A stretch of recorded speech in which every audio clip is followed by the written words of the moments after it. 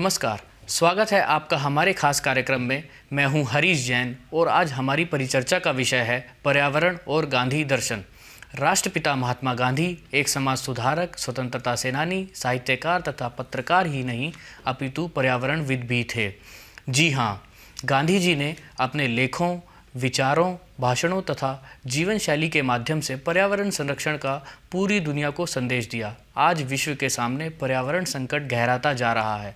राष्ट्रीय तथा अंतर्राष्ट्रीय स्तर पर अनेक संस्थाएं पर्यावरण संरक्षण के लिए विभिन्न उपायों को खोज रही है। महात्मा गांधी ने कहा था कि धरती हम सभी की आवश्यकता को पूरा कर सकती है, मगर सभी की लोलुपता को नहीं भर सकती।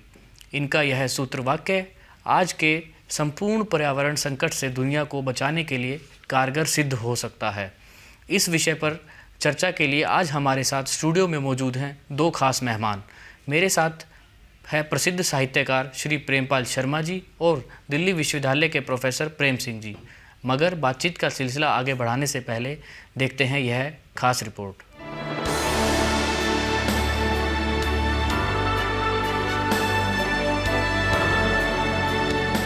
गांधी जी ने संपूर्ण विश्व के सामने सादगी भरी जीवन शैली का अनोखा उदाहरण रखा। यदि आज हम विश्व में पर्यावरण सहित सामाजिक समस्याओं को देखें तो उनमें से अधिकतर का आधार हमारी जीवन शैली में आया बदलाव होगा। गांधी जी का रास्ता सिर्फ अहिंसा, सत्याग्रह, स्वच्छता या स्वराज का नहीं, बल्कि हर व्यवस्था, परेशानी, सामाजिक और आर्थिक व्यवस्था को नए नजरिए से सोचने, उसके सही मूल्यांकन और समाधान का रहा। गांधी जी अपने आंदोलन को आम व्यक्ति के स्तर तक ले जाने में सफल हुए और ऐसा इसलिए हुआ क्योंकि उन्होंने इस देश की समस्याओं के समाधान यहीं के विचारों, तर्क, सामाजिक मान्यताओं और आर्थिक परिस्थितियों के अनुरूप खोजे। हमें अपने में झांक कर देखना होगा कि हम कैसे पर्यावरण संरक्षण में अपना योगदान दे सकते हैं, किस तरह पर्यावरण से जुड़ी समस्याओं के हल में अपना योगदान कर सकते हैं। हमारी कई ऐसी व्यक्तिगत गतिविधियां हैं जिससे पर्यावरण प्रभावित होता है, चाहे प्लास्टिक के उपयोग की बात हो या पानी के अपव्यय की या फिर वाहनों से होने वाले प्रदूषण की।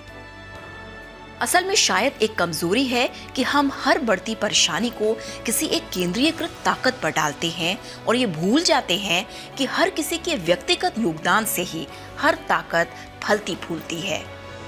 हमें गांधी जी के जीवन से सीख लेनी होगी कि हर आंदोलन व्यक्तिगत स्तर से होता हुआ ही जन आंदोलन के सैलाब में उमड़ता है। आज तो विज्ञान और प्रौद्योगिकी की ताकत पर्यावरण संरक्षण में हमारे लिए सहायक साबित हो सकती है। हमें हर पर्यावरण हितैषी तकनीक को अपनाना है, भले ही हमें अपने सुख को छोड़ना पड़े। जीवन का कोई भी क्षेत्र हो, उसमें गांधी जी के विचारों के अनुसार आचरण कर हम सतत और टिकाऊ विकास की राह पा सकते हैं।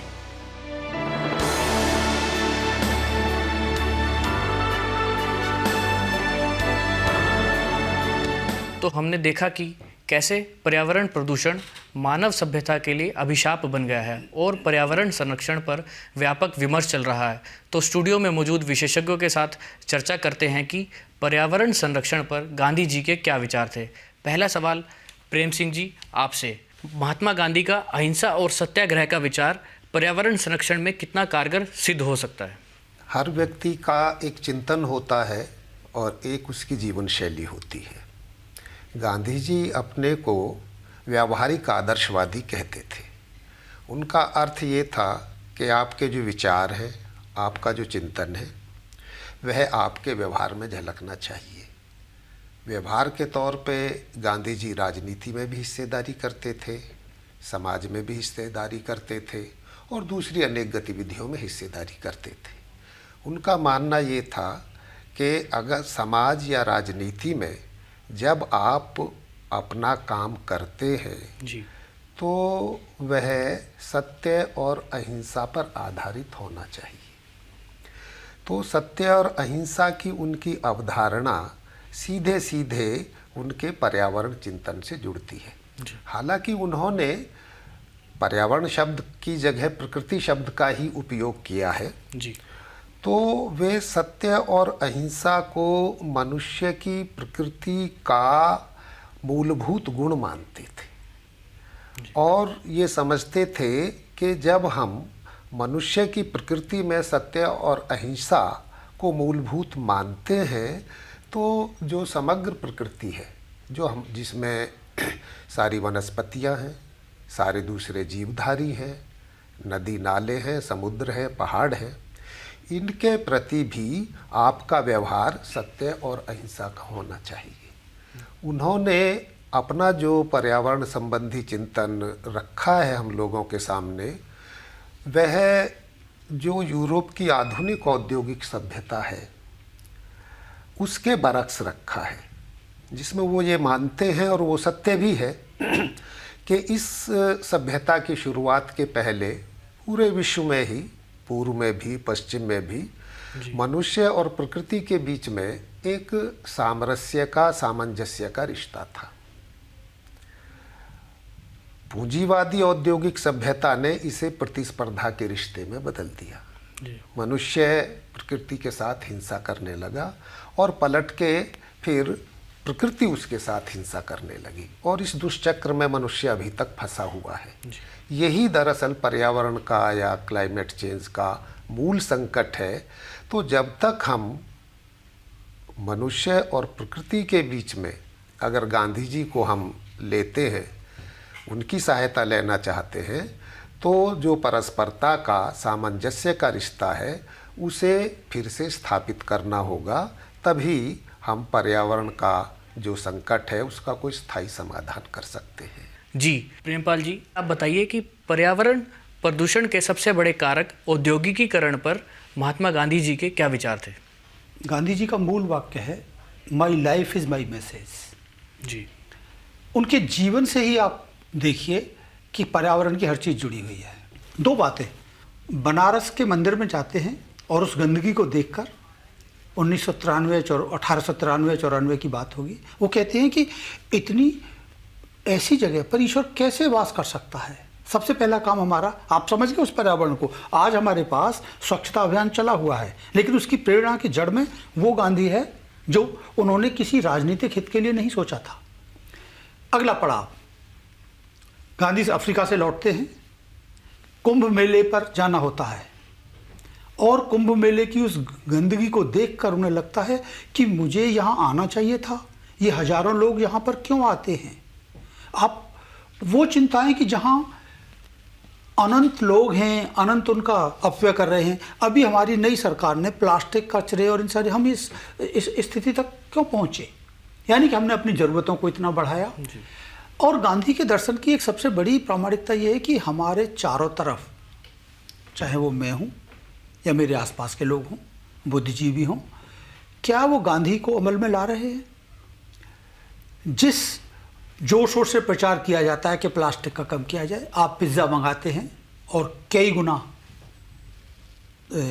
कचरा परोस देते हैं। आप पानी की बोतल, यानी कि बार बार जहाँ से आपने शुरुआत की कि पर्यावरण के उस संकट पर पहुँचने पर पूरी दुनिया क्यों गांधी को याद कर रही है।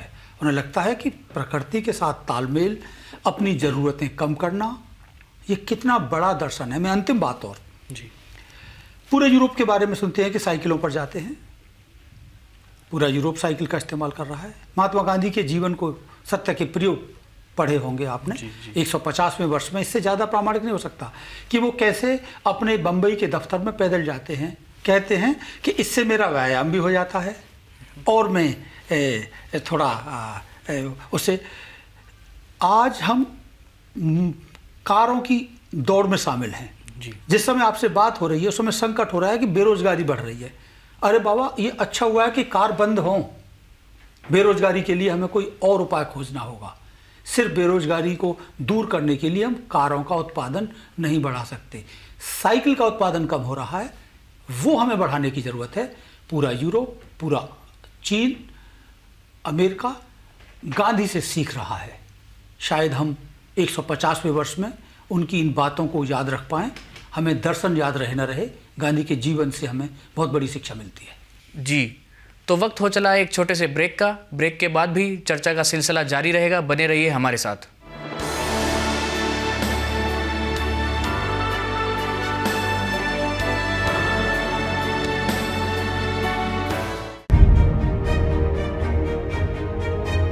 इंडिया साइंस एक इंटरनेट आधारित विज्ञान वेब चैनल है।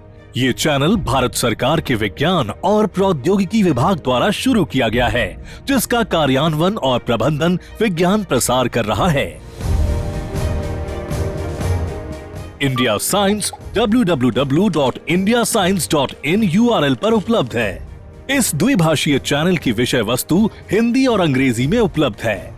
इस चैनल को इंटरनेट की सुविधा वाले किसी भी उपकरण पर देखा जा सकता है। ये वीडियो प्लेटफॉर्म विज्ञान और प्रौद्योगिकी के ज्ञान के प्रसार हेतु समर्पित है। विशेषकर भारतीय दृष्टिकोण, लोकाचार और सांस्कृतिक संदर्भ में वैज्ञानिक जागरूकता फैलाने के लिए दृढ़ प्रतिबद्ध है। ये पहल विज्ञान और प्रौद्योगिकी विभाग द्वारा समर्थित है। इंडिया साइंस मोबाइल ऐप्स को गूगल प्ले स्टोर और एप्पल स्टोर से डाउनलोड किया जा सकता है।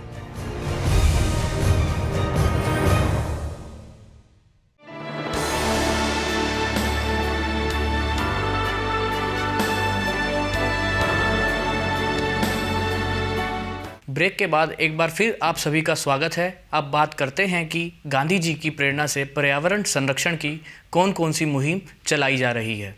प्रेम सिंह जी, आप बताएं कि पर्यावरण संरक्षण के लिए प्लास्टिक कितनी हानिकारक है। ये तो सभी शोधों ने बताया ही है कि प्लास्टिक पर्यावरण का संकट और ज़्यादा बढ़ाती है। इसका जो प्रयोग करते हैं और इसकी जगह पे अगर हम कपड़े के थैले जैसे पहले इस्तेमाल करते थे वो करें तो जहाँ तक प्लास्टिक का ताल्लुक़ है इस समस्या से निजात पाई जा सकती है। गांधी से इस संकट के मद्देनज़र सीखने की जब बात होती है तो उसकी दो दृष्टियाँ हैं, दो रास्ते हैं। एक तो ये है कि विकास का ये जो औद्योगिक मॉडल है, पूंजीवादी औद्योगिक मॉडल है, इसे चलाए रखने के लिए हम गांधी जी से कुछ सीखें और उसमें कुछ करेक्टिव मेज़र लें, कुछ थोड़ी बहुत चीज़ें तकनीकी तौर पे ठीक करने की कोशिश करें और इसे चलाए रखें।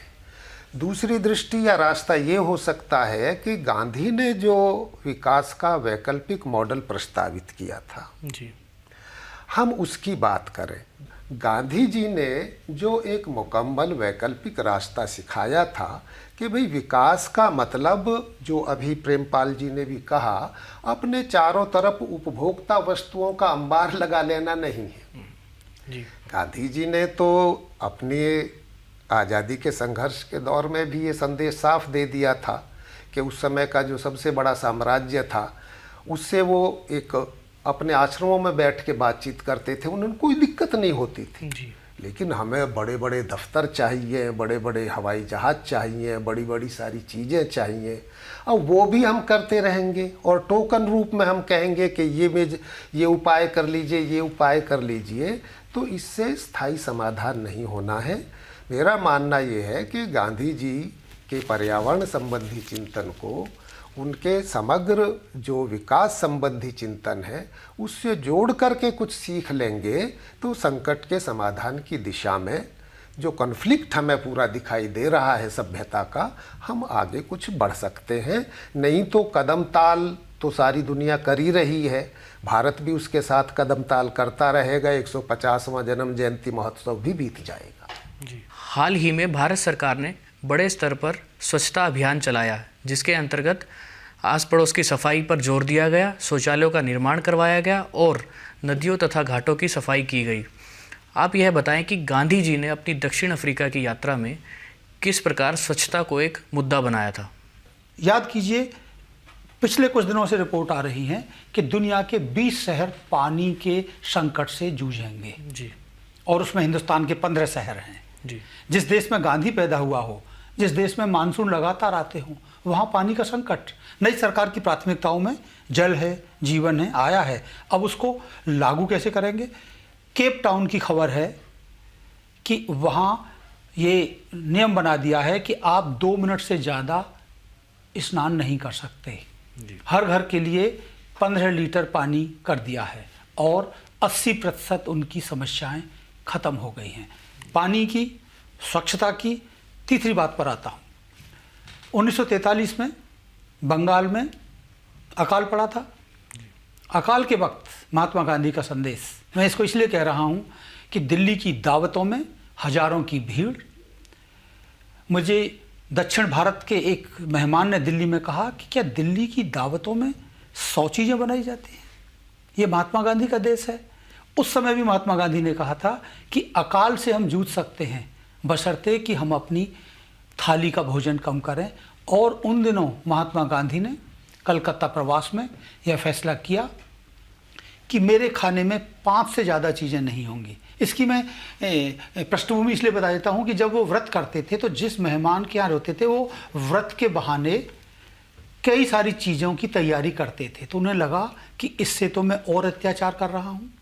एक ही रास्ता है, कुछ ऐसे सिद्धांत बनाऊँ कि मैं शाम का भोजन नहीं करूँगा जिससे कि मेहमान की भी कोई बुरा न लगे। मेरा कहना ये है कि ये रोज़ाना के जीवन में हमारे पास होता है कि हम घरों में खाना मेहमान को बुलाते वक्त कितना बनाते हैं और फिर उसका अपव्यय करते हैं। एक बात जो मुझे और दिमाग में, पिछले दिनों लगातार कुछ शहरों ने ऑर्गेनिक कचरा, प्लास्टिक कचरा और ईंट पत्थर के कचरे को अलग अलग करना शुरू किया है जी। बंगलौर में हो गया है शुरू, पूना में हो गया है शुरू, कई और शहर हैं। क्या गंगा घाटी के किसी शहर ने शुरू किया? क्या दिल्ली ने शुरू किया? क्या दिल्ली की सोसाइटी ने शुरू किया? क्या यहाँ पर कम डिग्री वाले लोग रहते हैं? यानी कि जितनी ज़्यादा डिग्रियाँ हैं, जितना ज़्यादा पढ़े लिखे का अभिमान है, वो उतना ही इस देश को नुकसान और पर्यावरण को नुकसान कर रहा है। रास्ता है गांधी की सादगी में और अपने जीवन में ढालने में। बहुत अच्छी जानकारियाँ हमें आपसे मिल रही हैं।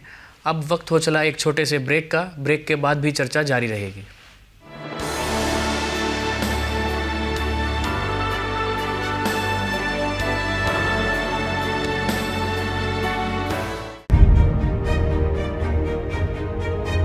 इंडिया साइंस एक इंटरनेट आधारित विज्ञान वेब चैनल है। ये चैनल भारत सरकार के विज्ञान और प्रौद्योगिकी विभाग द्वारा शुरू किया गया है, जिसका कार्यान्वयन और प्रबंधन विज्ञान प्रसार कर रहा है। इंडिया साइंस www.indiascience.in URL पर उपलब्ध है। इस द्विभाषीय चैनल की विषय वस्तु हिंदी और अंग्रेजी में उपलब्ध है। इस चैनल को इंटरनेट की सुविधा वाले किसी भी उपकरण पर देखा जा सकता है।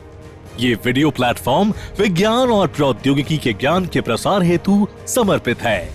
विशेषकर भारतीय दृष्टिकोण, लोकाचार और सांस्कृतिक संदर्भ में वैज्ञानिक जागरूकता फैलाने के लिए दृढ़ प्रतिबद्ध है। ये पहल विज्ञान और प्रौद्योगिकी विभाग द्वारा समर्थित है। इंडिया साइंस मोबाइल ऐप्स को गूगल प्ले स्टोर और एप्पल स्टोर से डाउनलोड किया जा सकता है।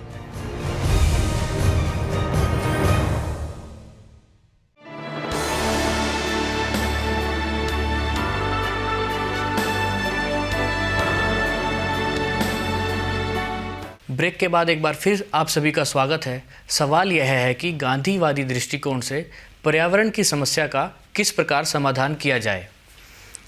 क्या 21वीं शताब्दी में विभिन्न देशों के बीच चल रहे पर्यावरण संबंधी विवादों का समाधान गांधीवादी दृष्टिकोण से किया जा सकता है?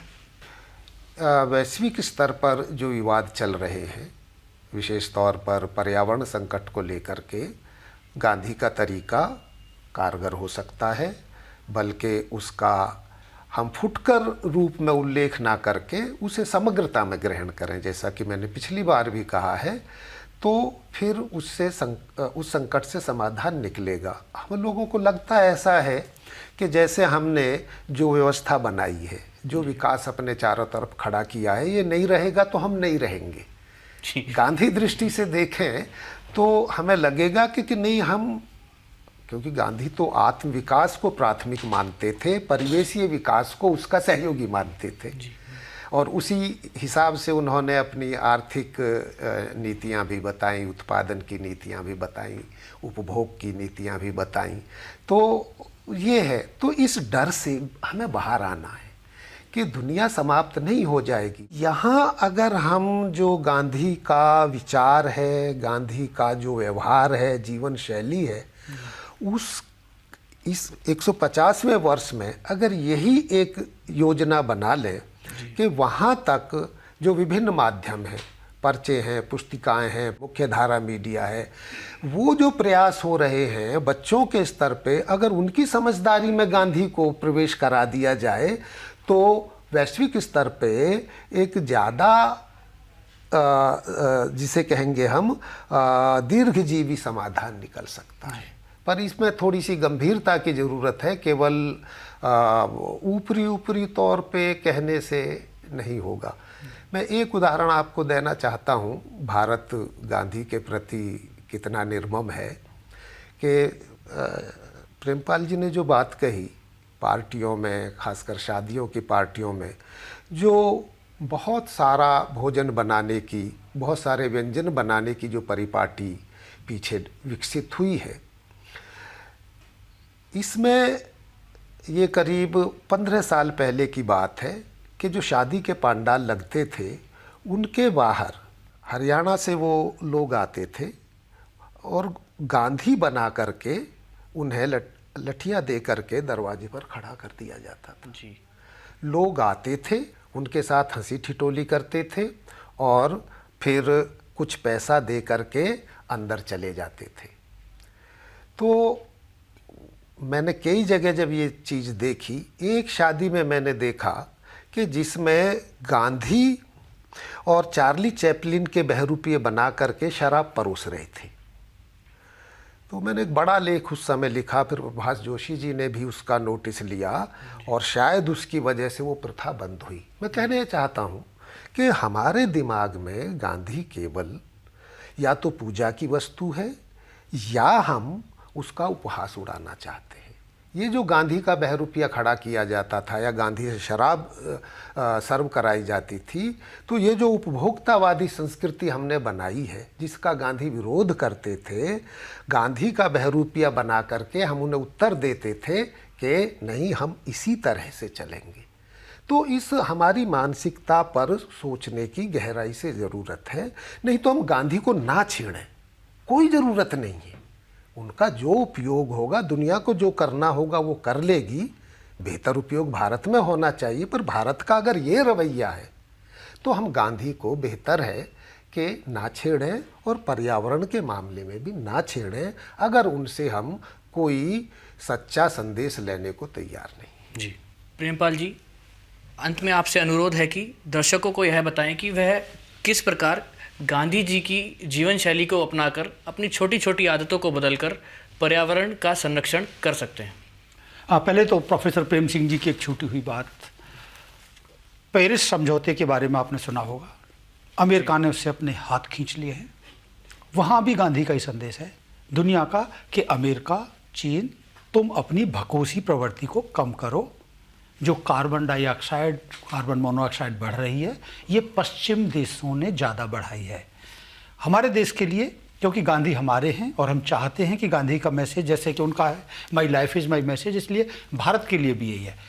चंद शब्दों में कहा जाए, गांधी जी अपने पत्र लिफाफे के ऊपर लिखे, आपने सुना होगा जी, 1 लाख पत्र लिखे हुए हैं बच्चों के लिए। क्या हम कागज़ का इस्तेमाल वैसा करते हैं? दफ्तरों में मैंने देखा है, मोटा कागज़ है और शायद यानी कितना टनों बर्बाद होता है। हम तुरंत बंद करें। जैसा कि कुछ बात हुई खाने की, उनको दावतों में उनको कम से कम करें। पानी का इस्तेमाल, मशीन के विरोधी गांधी जी को बताया जाता है, लेकिन मशीन का विरोध वो तभी करते हैं जबकि वो एक्सपर्ट करता है। अब कपड़े धोने के लिए जो मशीन है वो 10 गुना ज़्यादा पानी बर्बाद करती है। आप टब बना रखे हैं इटालियन टाइल्स के और उसमें आप गोते लगा रहे हैं। स्विमिंग पूल हैं, जिस देश में मानसून इतने हो वहाँ पानी की कमी। गांधी जी का इससे बड़ी अपमान क्या हो सकता है कि उस देश में पानी के लिए किल्लत हो। जिस देश में गांधी जी सफाई को ईश्वर का अवतार मानते हों, वहाँ के धार्मिक स्थल इतने गंदे हों। और कुछ नहीं तो 150वें वर्ष पर किसानों के लिए भी संदेश है। किसानों के लिए उन्होंने अफ्रीका में भी, साबरमती आश्रम में भी, कि अपने उस मल को गड्ढे में डाल के और कंपोस्ट बनाने के लिए भी, और दूसरे रोजाना के व्यावहारिक गड्ढे खोदने के, बहुत बड़ी मशीनरी की ज़रूरत नहीं है। मतलब एक जीवन की जो लय होती है, अपने जीवन में और रिसाइकल दर्शन करना में, चाहते थे। रिसाइकल करने में। तो प्रकृति से जो ले रहे हैं रिसाइकल करके उसे वापस करिए। वापस करना चाहते हैं। तो ये सारी, और सबसे बड़ी बात गांधी जी की अपनी आवश्यकताएं, अगर हमारी आवश्यकताएं कम होंगी तो शायद जो आपने शुरुआत कही कि there is everybody is needs but not everybody is greed और what you call a lust, उसका कोई इलाज नहीं है। और महात्मा गांधी आज भी प्रासंगिक हैं और दुनिया उसकी प्रासंगिकता को मान रही है। काश हमारा देश भी माने। आप दोनों मेहमान हमारे स्टूडियो में आए और आपने दर्शकों को बहुत महत्वपूर्ण जानकारी दी, इसके लिए बहुत बहुत धन्यवाद। पर्यावरण संरक्षण के मुद्दे पर हम सभी को समय रहते सजग हो जाना चाहिए, क्योंकि हम अपनी आने वाली पीढ़ियों को क्या उपहार देने वाले हैं यह हमारे वर्तमान पर निर्भर करता है। क्या हम अपनी आने वाली पीढ़ियों को प्रदूषित जल, प्रदूषित वायु, प्रदूषित मिट्टी तथा असंतुलित रूप से विकसित विश्व देंगे? नहीं, हम पर्यावरण को सभी समस्याओं का समाधान गांधीवादी दृष्टिकोण से ढूंढकर प्रकृति की अमूल्य धरोहर का संरक्षण करना होगा। उम्मीद है कि आपको यह कार्यक्रम पसंद आया होगा। आप सभी अपने सुझाव नीचे दिए गए ईमेल आईडी पर भेज सकते हैं। तो आज के लिए इतना ही, फिर मिलेंगे नए विषय के साथ। तब तक के लिए नमस्कार।